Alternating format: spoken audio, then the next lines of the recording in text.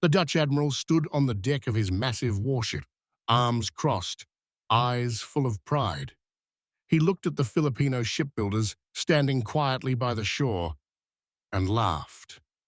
"You people," he said, "you can fish, you can row boats, but to build real ships? Warships? Impossible." The men stayed silent. The ocean breeze passed between them. Wood creaked. Tools rested on the ground. The admiral turned to his officers and said loudly, "These island people will never match European shipbuilding. Never."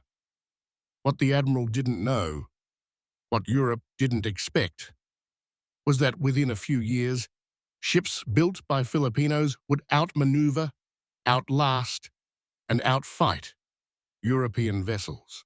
And when those ships finally sailed into battle, the world would be forced to admit one painful truth. They were wrong about the Filipinos. This is not a fairy tale. This is not exaggeration. This is a story about pride, ignorance, and underestimating people.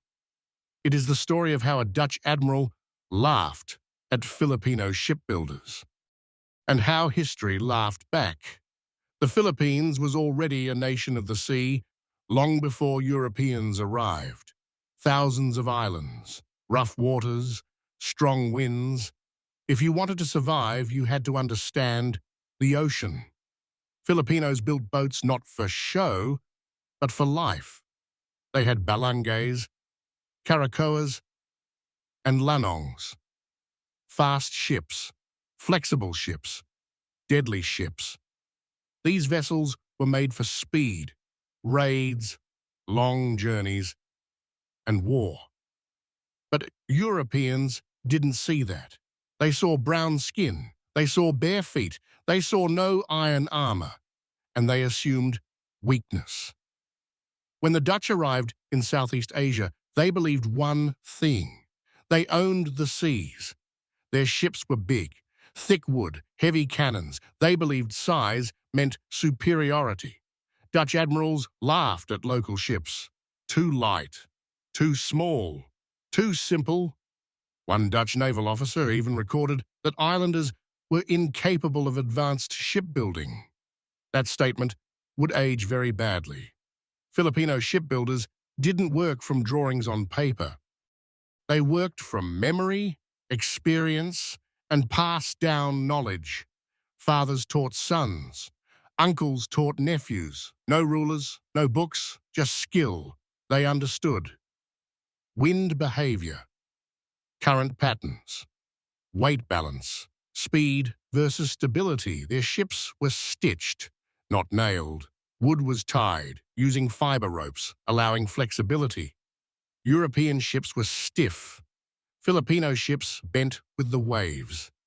That difference would change everything.